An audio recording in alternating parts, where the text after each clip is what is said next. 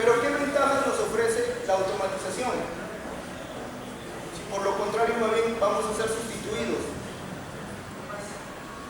¿Qué ventajas nos puede ofrecer la automatización o qué ventaja ofrece automatizar un sistema o un proceso?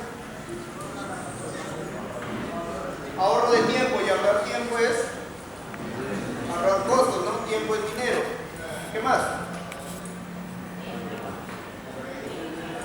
Mayor trabajo, exacto. Una persona, quiera o no quiera, más trabajadora que sea, siempre se va a tender a cansar, ¿sí o no? Y el cansancio produce que un sistema o una manufacturación salga ya defectuosa. Si nosotros vamos a taladrar, por ejemplo, una pieza, y en el primer agujero lo vamos a hacer perfecto, ok, porque estamos totalmente descansados. Entonces, hemos hablado de qué? Procesos continuos. Hemos hablado de procesos discretos y estamos hablando de procesos batch. ¿Sí? De repente en otra nomenclatura o en otras bibliografías pueden encontrar más procesos, pero hemos creído conveniente abarcar solamente ese tipo de procesos. ¿Qué otro ejemplo de proceso batch podemos encontrar? Todo el mundo lo conoce, ¿no? Industria cervecera, también. ¿Ya? Por lotes. Imagínense si esto fuera un proceso continuo. ¿Ya? Como les decía, las ventajas de la automatización, mira, hemos hablado entre todos, más o menos, qué ventajas nos puede ofrecer la automatización. Y ahí lo tenemos. Repetitividad permanente. Una vez que un proceso de automatización se ha implementado y depurado, las operaciones se repiten de forma idéntica y continua. Calidad cero defectos, lo que nos conllevaba a que si ponemos en lugar de un autómata a una persona humana, el cansancio mismo de la persona lo llevaba a cometer defectos involuntarios de la persona. Porque tú no puedes controlar tu cansancio. ¿Sí o no? Entonces, al alcanzarse la repetitividad, es posible ajustar el proceso de manera que se logren niveles óptimos de calidad. Y al hacer un sistema óptimo, cero defectos, vamos a obtener ¿qué? Más ganancias. Y eso es lo que se requiere hoy en día en la industria. Disponibilidad a las 24 horas del día, lo que les decía. Una vez ajustadas las máquinas, pueden trabajar día y noche sin necesidad de descansar. Ahora imagínense ustedes trabajar día y noche las 24 horas del día, 365 días del año. Es imposible. ¿Cómo lo logramos entonces? Automatización. Desventajas.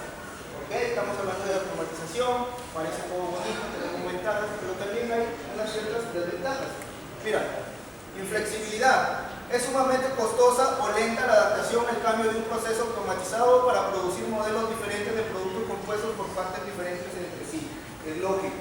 Si tú ya diseñaste un sistema para que sea automatizado en un cierto proceso, de la noche a la mañana no vas a poder cambiarlo para que te realice un proceso completamente distinto formado por distintas partes. ¿Sí? Va a ser muy difícil. Personal altamente calificado. Es lógico, a lo largo de todo el proceso de implantación, desde el diseño de la línea de los equipos hasta el mantenimiento regular y las modificaciones de mejora, este personal es muy caro y escaso. Hay que capacitar más al personal para que pueda darle mantenimiento a las diferentes partes de automatización. En la automatización vamos a encontrar varias tecnologías, desde la electricidad, la electrónica, la neumática, la electroneumática, la hidráulica, la electrohidráulica. Encontramos un montón de tecnologías dentro de la automatización. Entonces, para que una sola persona pueda darle mantenimiento a toda una planta automatizada, debe conocer de todas estas tecnologías y capacitar a un personal humano para que pueda darle mantenimiento a todas estas tecnologías va a ser algo costoso. Porque después los costos se recuperan ya cuando la planta produzca, porque para eso se automatiza, para generar más ganancias. El elevado costo de inversión. El capital requerido para invertir en estos equipos es muy elevado. Cuando se empieza por automatización o se hace por primera vez automatización, se automatiza un proceso, es lógico pensar que te va a costar más, ¿no? O sea, para invertir en algo bueno, en algo que te va a durar, en algo que te va a generar ganancias, lógico que te va a salir más costoso, ¿no?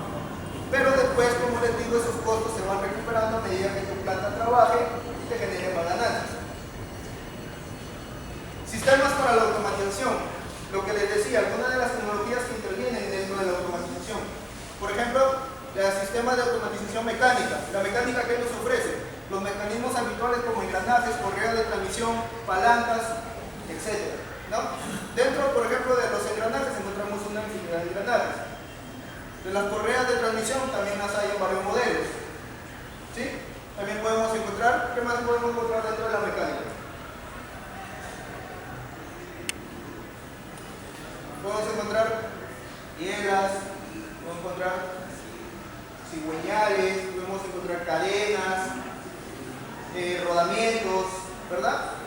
Y dentro de cada una de las partes que le he mencionado podemos encontrar distintos modelos. Sistema de automatización neumática, mecanismos habituales, compresores, electroválvulas, émbolos, válvulas direccionales, reguladores de caudal, cilindros neumáticos, ¿verdad? Hay un montón de campos por descubrir y por los cuales ustedes deben comenzar a estudiar, a empaparse de investigación. Entonces, ustedes desde su instituto pueden salir ya a la industria automatizada, ya no a un campo totalmente desconocido, sino a un campo que ustedes ya deben ir conociendo desde las aulas.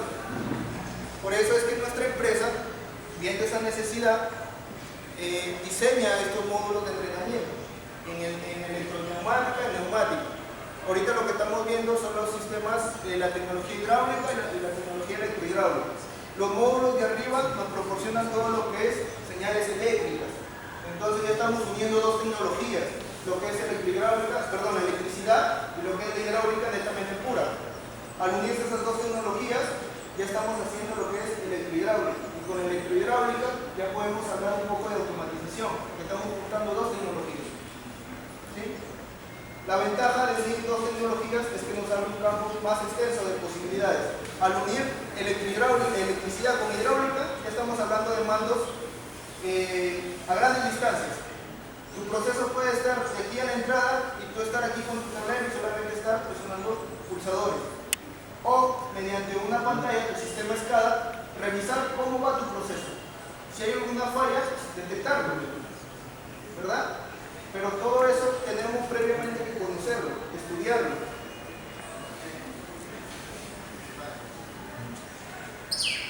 Los sistemas de automatización eléctrica y electrónica es la más extendida en la actualidad. Los sistemas de actuación eléctrica son bien conocidos: motores, actuadores electromagnéticos, tarjetas electrónicas, ¿verdad?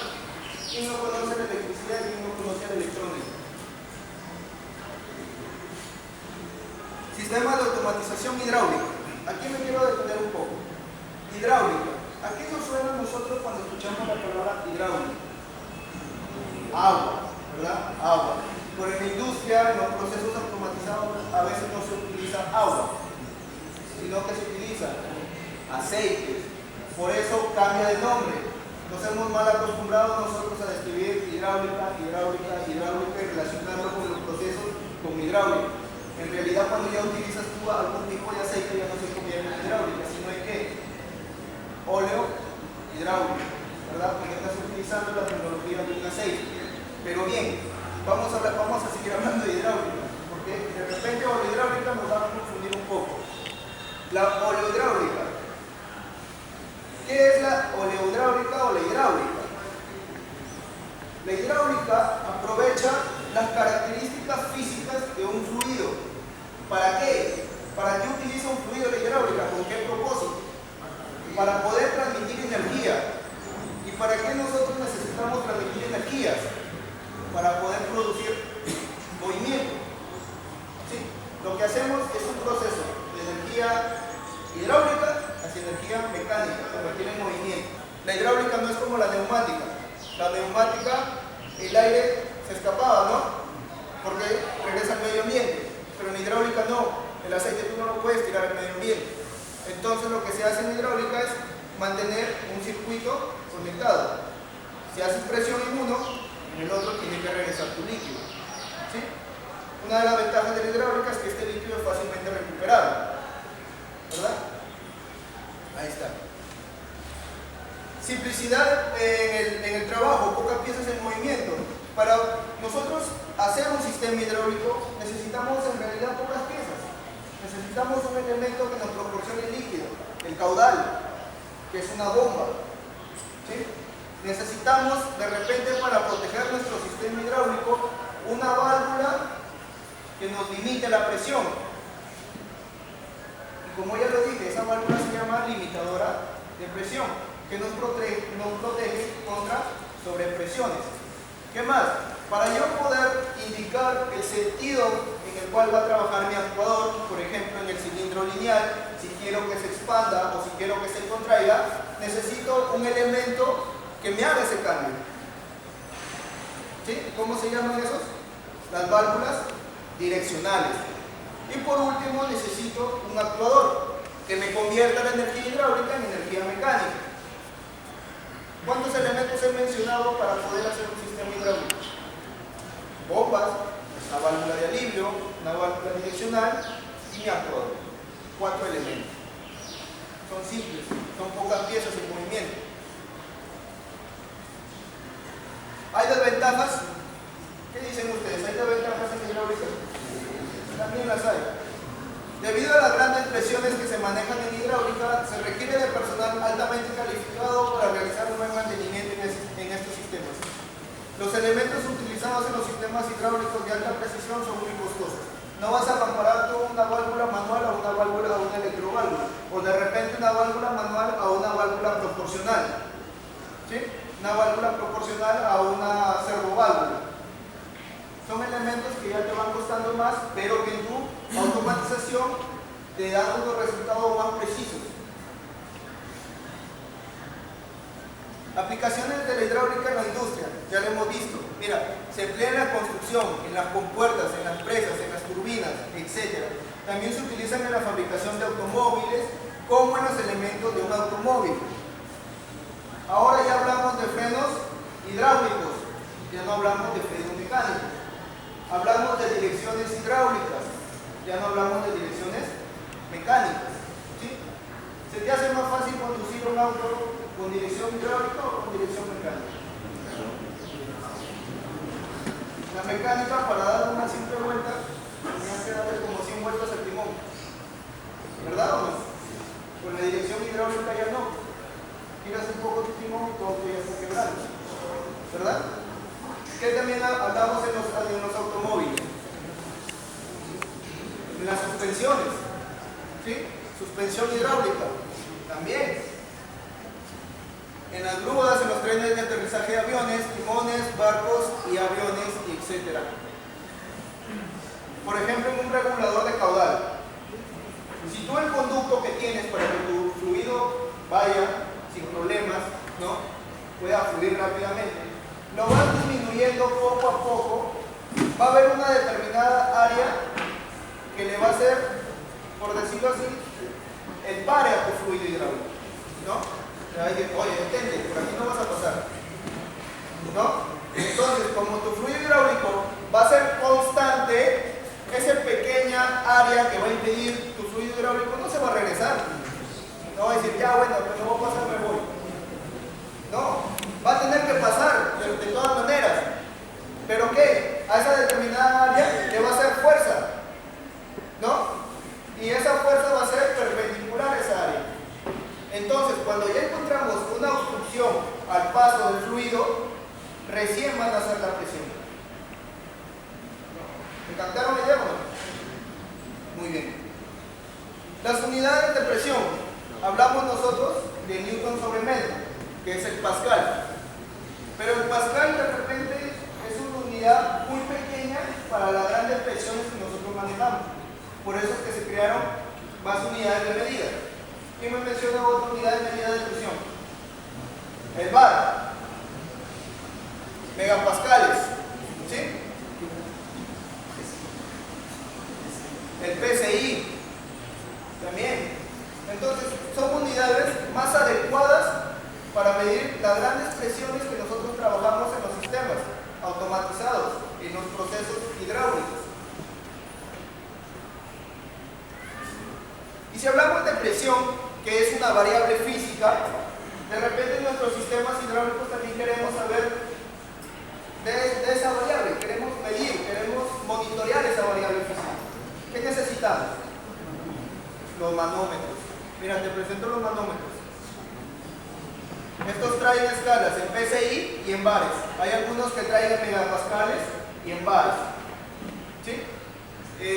No he traído ahí por motivo de... Hemos tenido una pequeña venta, ¿no? Hemos podido traer un pequeño manómetro para que vean. Pero es igual. En el panel tienes una base que va montada al panel y en esa base trae tu manómetro. Tu manómetro tiene dos conectores para que puedas conectar tus mangueras hidráulicas y así puedas hacer medición de la presión a la cual vas a trabajar el sistema dentro del panel, ya sea sistema hidráulico o sistema electrohidráulico.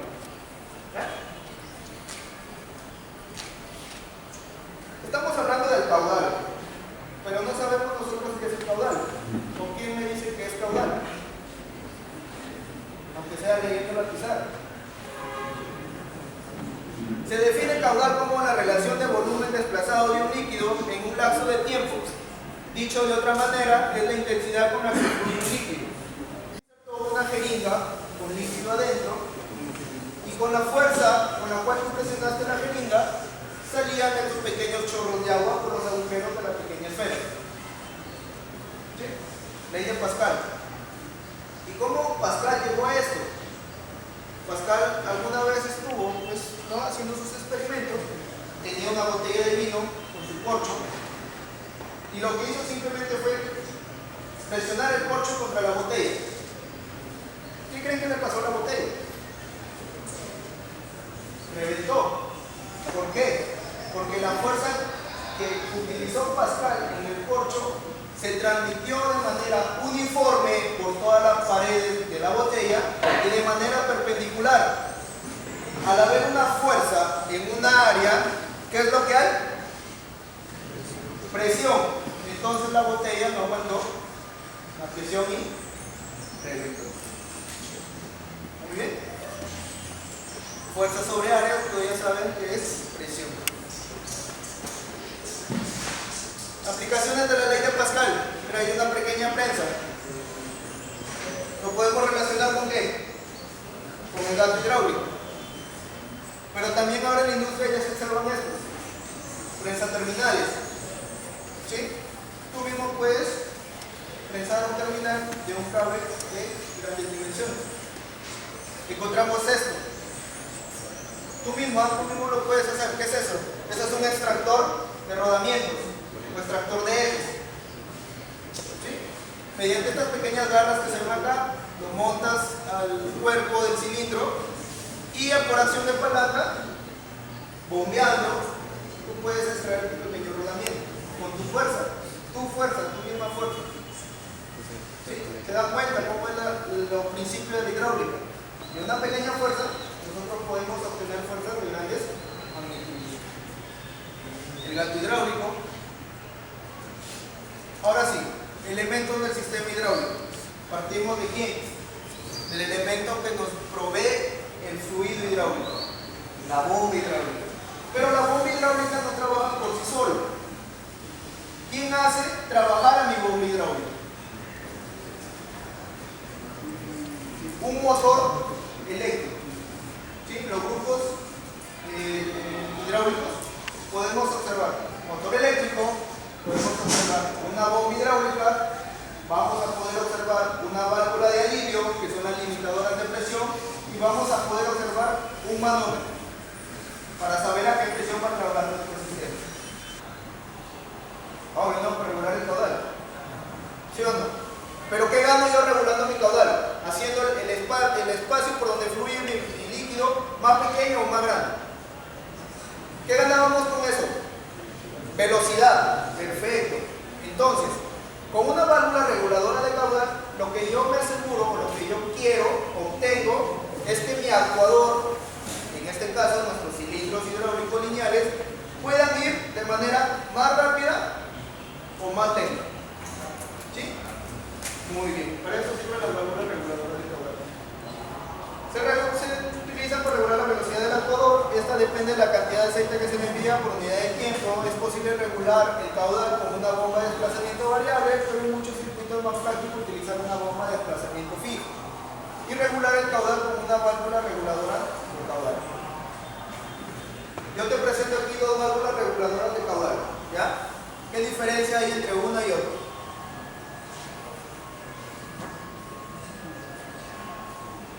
Te doy un alcance, una es bidireccional y la otra es unidireccional.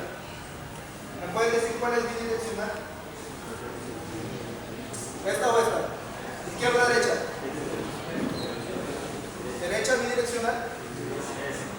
No, es la izquierda. ¿Por qué? Porque vas a poder regular el paso del aceite, ya sea tu entrada A o tu entrada B. Ambos van a encontrar aquí una pequeña obstrucción que la puedes regular mediante esta perilla. ¿Sí? Ahora, ¿qué pasa con la otra? Unidireccional. También tiene aquí un pequeño cono, pero en la parte inferior, ¿qué es lo que tiene? Una bolita. ¿Sí o no? El aceite, o vamos a relacionar un poco también con lo que es la electricidad. En la electricidad, si tú tienes un conductor con una resistencia y en paralelo le pones solamente un cable, ¿por dónde va a pasar la corriente?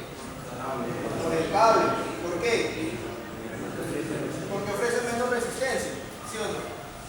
¿Qué pasa si tu fluido viene de A hacia B?